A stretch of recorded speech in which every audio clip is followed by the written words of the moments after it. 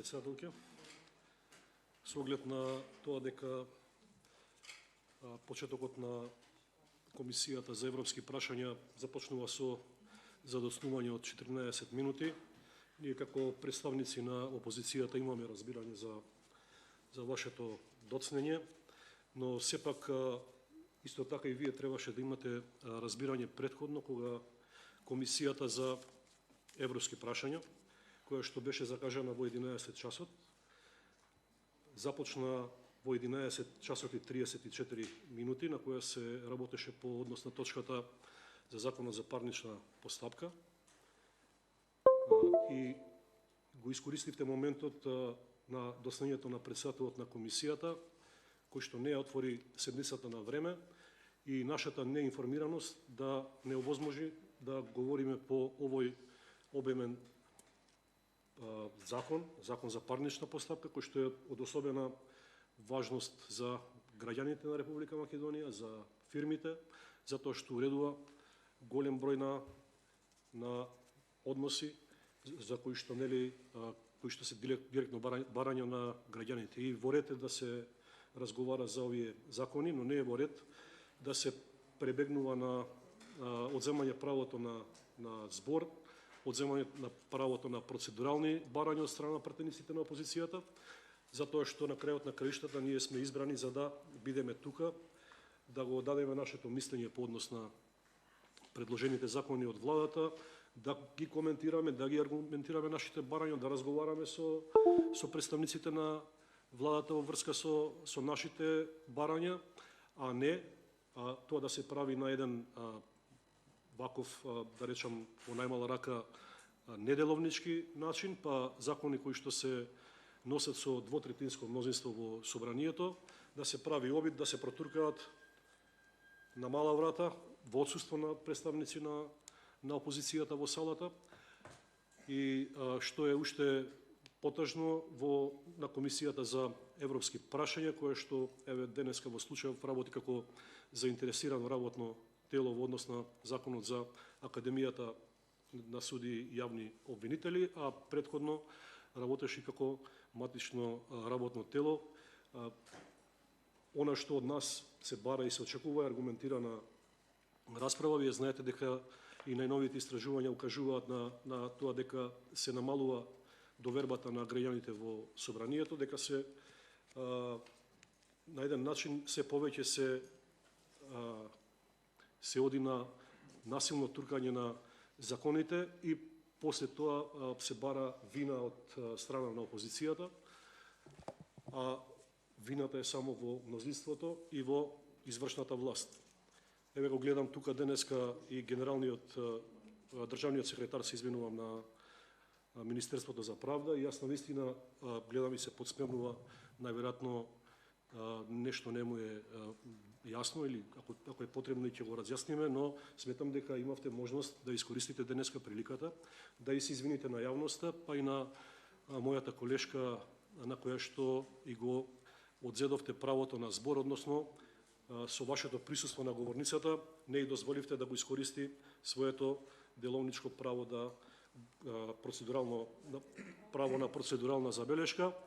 но сепак тоа остава на вас. Еве ќе имате можност најверојатно и во наредниот период и да се извините. Значи, воопшто не ме радува што Комисијата за европски прашања прераснува во комисија на која се толерира недемократско и неделовничко однесување, и ние како пратеници нема да дозволиме во ред користам моето право на збор. Во делот на воведот морам да ги кажам моите размислувања кои што се однесуваат на денешните точки, а тоа се Законот за парнична постапка и во моментов е на дневен ред Законот за Академија на суди и јавни обвинители. Инаку во интерес на јавноста, еве кога ако сакате да се зборува содржински, ќе кажам дека Комисијата за европски прашања треба да биде заинтересирано работно тело, кое што треба да даде мислења за тоа дали предлогот на закон е усогласен со правото на Европската Унија и да ги разгледува кореспондентните табели, се извинувам, преку кои се транспонира законодавството на Европската Унија. Сега тука, кога станува збор за Законот за суди и јавни, за Академија на суди и јавни обвинители, знаеме дека овој закон беше поднесен во собранието во редовна постапка и дека на тој закон тогаш немаше европско знаменце. Подоцна истиот закон се повлече и во 99% иста содржина повторно се враќа на работа во собранието, но овој пат со европско знаменце. Сега, ако појдеме од матичната надлежност на Комисијата за европски прашања, како заинтересирано работно тело, да даде мислење за тоа дали предлогот на закон е усогласен со правото на ЕУ и да ги разгледа кореспондентните табели, а ако може да се види дека во кореспондентната табела која што е приложена кон законот, нема усогласување со ниту една директива и регулатива од Европската Унија, може да се заклучи дека овој закон не ги исполнува условите да биде на оваа комисија на почеток, затоа што нема потреба да разговара оваа комисија за неговата усогласеност во случајов, и единствено се повикува на избор на ТАИЕКС, кој што не е ниту директива, ниту регулатива, односно не представува избор на правото на Европската Унија, па согласно на тоа се работи за противправно узурпирање на процедурите за носење на закон, на повторно на процесен закон, кој што треба да биде според мене, па и според моите колеги пратеници, верувам дека и јавноста нема ништо против да се донесе истиот закон во редовна постапка. Но јас, иако очекував дека министерот за правда, господинот Тупанчевски, ќе биде дел од работата на работните тела во собранието, министерот за правда повторно, како и до сега, не ја користи можноста да се соочи со нас пратениците од опозицијата. Јас не знам потребата која е да се избегнуваат работните тела на комисијата, на собранието, па еве имаме представници од Министерството за правда кои што треба да образлагаат предлог на закон кој што поминува преку работно тело кое што не е адекватно за проблематиката која што ја обработува. И како и претходно, мислам дека и овој пат нема да слушнеме одговори на нашите прашања, затоа што представниците на владата очигледно се или неинформирани или целосно незаинтересирани во поглед на усогласеноста на овој закон со ЕУ регулативата. Поттука најверојатно им е кажано, посочено да не зборуваат, да не влегуваат во расправа и она што е аргументирано од наша страна, за жал,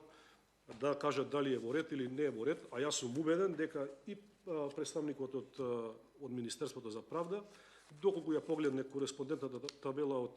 овој закон, ќе утврди дека едноставно нема никакво усогласување. Тука имаме во салата искусни истакнати правници,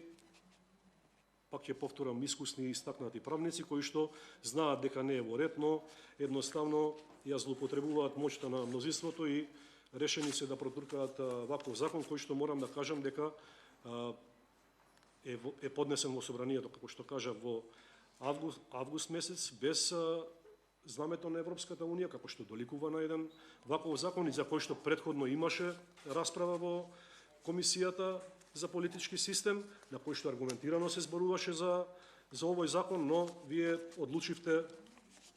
да ја прескокнете таа процедура, затоа што не сакате да ги слушнете аргументите на опозицијата, тоа се аргументите на засегнатите страни од овој закон, и со тоа стават една дамка на овој закон, граѓаните да повторно да се сомневаат во судовите, во обвинителствата, а она што е најважно, се работи за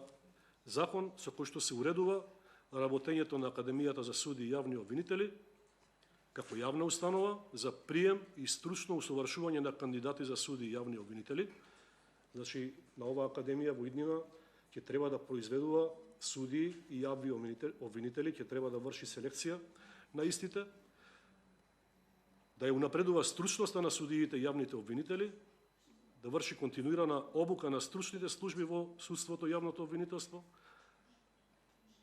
и така натаму и така натаму. Значи, од предметот на самиот закон, сметам дека не ви дозволува да продолжите со узурпирање на процедурата и не давање можност за суштинска дебата околу овој закон. И самите знаете дека знамето на Европската Унија значи кратење на постапките, кратење на процедурите, не давање на можност за работа по одделните одредби од законот, затоа што толку се кратки процедурите што навистина нема можност нити да се работи по нив, нити да се аргументира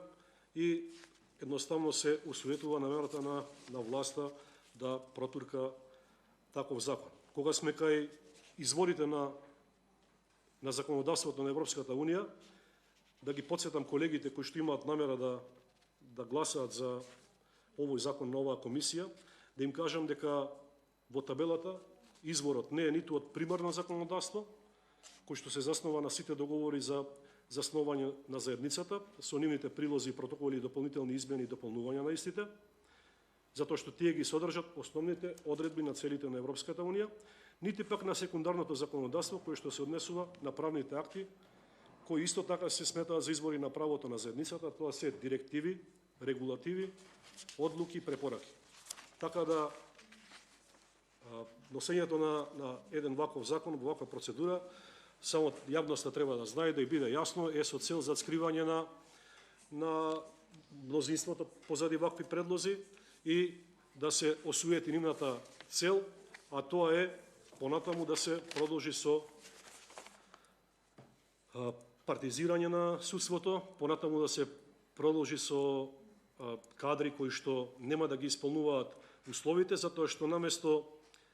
начелата на дискреција, начелата на несубјективност, воведуваме начела на дискреција, на владина доминација, понатаму непотизам, наместо квалитетот и мерит системот ќе превладуваат дискреционите мислења на членовите на академијата, така да во голем дел не ни дава за право да сметаме дека ќе биде еден квалитетен закон во кој што ќе бидат инкорпорирани и нашите мислења. Инаку, во интерес на јавноста, уште на расправата за политички систем, ние истакнавме поголем број на забелешки кои што ги имавме во однос токму на мери системот и на квалитетот за избор на идните суди и јавни обвинители. И уште таму видовме дека целта на власта не е да се изберат кандидати кои што ќе ги исполнуваат критериумите, туку целта на власта е на мала врата да се протнат блиски роднини на видни функционери, како што беа случаите со влезот во академијата на синот на претседателот на еден суд, понатаму ќерка на обвинителка на основно јавно обвинителство, снаа на една досегашна функционерка на СДСМ во собранието, син на претседател на едно правосудно тело, внука на поранешна пратеничка на СДСМ. Ова е целта реално на овој закон. Не е целта да се донесе еден закон кој што ќе биде објективен, во кој што нашите квалитетни правници, квалитетни студенти, квалитетни луѓе кои што навистина исполнуваат услови и критериуми да станат идни суди и јавни обвинители, овој пат ќе бидат маргинализирани само затоа што нема да бидат на списокот на СДСМ и ДУИ. Тоа е целта на ваквиот начин на донесување на овие закони. Целта не е, како што кажав, да се оди на квалитетен начин на работа и квалитетен избор на кандидати за суди и јавни обвинители. И ако се направи проценка, односно споредба со она што се правеше во комисијата со начинот на предлагање и избор на кандидати за уставни судии, можеме да веруваме дека и во следниот период ќе продолжат ниските оценки во поглед на работата на правосудството, во поглед на работата на законодавниот дом и на извршната власт. Но нас единствено оружје ни е оваа говорница, овој микрофон овде, за да ги кажеме сите неправилности, за да укажеме дека не е добро и дека треба да се поправат некои работи, но очигледно дека од страна на власта едноставно чека да помине времето, да помине пратеникот со своето право на збор, затоа што најверојатно имаат поважни работи од ова, но јас сметам, иако не сум член на оваа комисија, дека и текако е важно да се разговара и да се дискутира на оваа проблематика, но не вака, туку во редовна постапка. Како и да е, во предлогот на закон за Академија на суди и јавни обвинители, можам да кажам дека е предложен како нов закон и дека содржи 75 члена, кои што се структурирани во 9 глави, како што кажа, поднесен е со знаме на Европска Унија, но тоа е не заради усогласување, туку заради кратење на постапката за негово донесување. Инаку во однос на забелешките, морам да кажам дека ние заедно со колегите и со дел од стручната фела работевме на забелешките, но сега ќе поставам прашање како да зборуваме детално за овој закон, кога едноставно природата на оваа комисија не го дозволува тоа, а целта токму на изборот на оваа комисија е да се одземе правото на збор. Инаку и покрај тоа што го немаме правото да зборуваме во редовна постапка, јас морам да кажам, потикнати од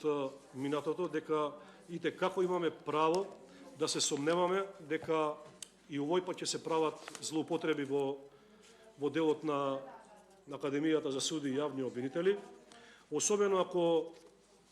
ако видиме што се случуваше претходно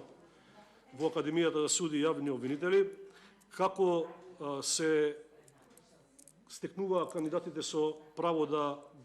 бидат на таа Академија за јавни обвинители за судии.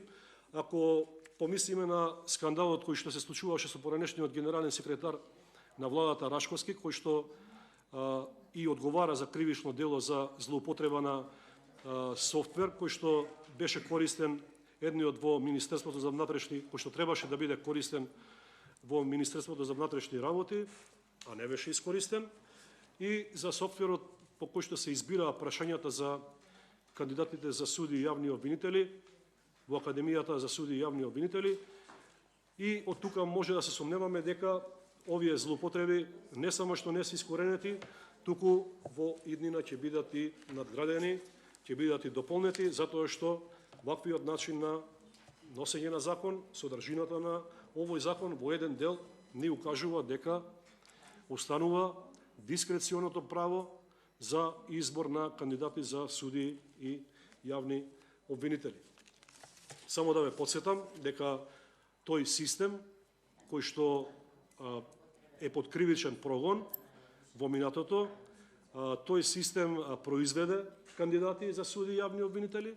по тој систем се полага испити и се беа поставувани прашања за кандидати за суди и јавни обвинители. Истиот тој систем елиминираше еден куп на кандидати за суди и јавни обвинители кои што се обесправени, кои што немаат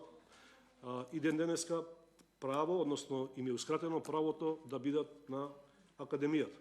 И која е нашата цел, ако не е целта да говориме гласно за овие проблеми, да говориме гласно за незаконието кој што владее при изборот на суди и јавни обвинители, и зошто се ускратува единствената можност која што ја имаме, а тоа е да се донесе ваков закон во редовна постапка, да се слушнат нашите аргументи, да се слушнат нашите факти и сето тоа да придонесе кон донесување на еден квалитетен закон кој што ќе биде прифатен од сите и кој што и ние со задоволство ќе го гласаме во собранието, затоа што ние не сме против носење на добри законски решенија, туку сме против насилно носење на закони по скратени постапки, односно по со лепење на европско знаменце, кое што е критикувано и од амбасадорите на Европската Унија, кои што се во државава и кои што упорно влегуваат секоја година во извештаите дека се носат премногу закони со европско знаменце, се носат во скратена постапка, без при тоа да се почитува процедурата која што е утврдена со деловникот за работа. Во однос на законот, како што кажав, имаме генерално забелешки. Во него, како што кажа и мојот колега предходно, има и добри работи кои што треба да поминат и кои што се во ред, но сепак забелешките остануваат, како што се, например, забелешката во поглед на целта и дејноста на Академијата. Ние имаме сериозно размислување дека се работи за премногу општ и дефиниции, дека ја уредува работата на Академијата без претходно да се наведе што истата представува. Така да сметаме дека има простор за подобрување. Понатаму во однос, например, на членот 7, мислам дека беше членот 7, да, во однос на правичната застапеност, во ставот 2 се вели начинот на спроведување на селекција заради обезбедување на правична застапеност од ставот 1 на овој член се уредува со статут и подзаконски акт на Академијата. Според мене се работи за не може со подзаконски акт да се утврди начин на селекција на кандидати заради правична застапеност, имено начинот на селекција, односно начинот на прием на слушатели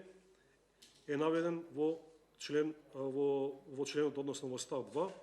Во статутот и при тоа треба да се води сметка за правичната застапеност. Со ваков начин, како што се предлага, само останува се проблематизира начинот на спроведување на селекцијата заради правична застапеност и сметаме дека постои можност за дискриминација. Тука понатаму сметаме дека е потребно да се дефинираат и условите кои треба да ги исполнуваат членовите на управниот одбор, како што беше претходно уредено во законот. Во членот 9 со став 8 стои дека во работата на управниот одбор учествува директорот или негов заменик, а при тоа погоре во претходниот член е укинат заменик директорот. Понатаму се проблематизира исто така и делот зошто се зголемува мандатот на председателот. Според членот 10 во ставот 2 мандатот на председателот и заменик председателот на управниот одбор трае 2 години, значи беше претходно, а сега трае 1 година со можност за нов избор. Понатаму, исто така во однос на доместокот на трошоци на членовите на управниот одбор, предвидено е дека месечниот надоместок на членовите ќе изнесува 50% од просечната месечна плата исплатена во Република Македонија, за разлика од досега што надоместокот изнесувал 10.000 денари. Исто така новина е предвиден надоместокот да се исплатува пропорционално на бројот на седмици на кои што присуствуваат членот и заменикот на членот. Така да, значи имаме еден значителен број на забелешки кои што би било добро да ги поразговараме со представниците на владата, со представниците на Министерството за правда. Ќе беше добро да беше министерот Тупанчевски тука на работата на комисијата, затоа што тој е првиот кој што во извршната власт кој што треба да ги објасни овие закони и неговото избегнување на работата на работните тела во собранието е неделотворно и сметам дека е во спротивност на интересите за носење на еден ваков добар закон. Зошто избегнувате дебата? Зошто не сакате да разговарате во однос на законските решенија кои што ги предлагате? Оставам на вас да ни одговорите или не, но сметам дека јавноста е заинтересирана. Имаме јавувања и приметби од голем број на лица кои што биле директно инволвирани во процесите и кои што имаат голем број на забелешки во тоа што се случува во Академијата, но едноставно ако власта останува нема на нашите барања, ќе остане да одговори на следните парламентарни избори, каде што ќе биде поразена, каде што ќе си го добие своето заслужено место, а тоа е опозиција. Голем дел од вас и нема да бидат повеќе активни на политичката сцена. На мене навистина ми е жал, но користите историска можност да одработите за она за што сте тука, но граѓаните од вас за жал не гледаат ништо. Да, испраќат и амбасадори, и тие амбасадори ќе се знае како стигнале до таму. Едноставно не е во ред ваквиот начин на работа и на однесување, но тоа е ваше право и тоа право вие треба да си го искористите или не. Ви благодарам. Ви благодарам. Следна за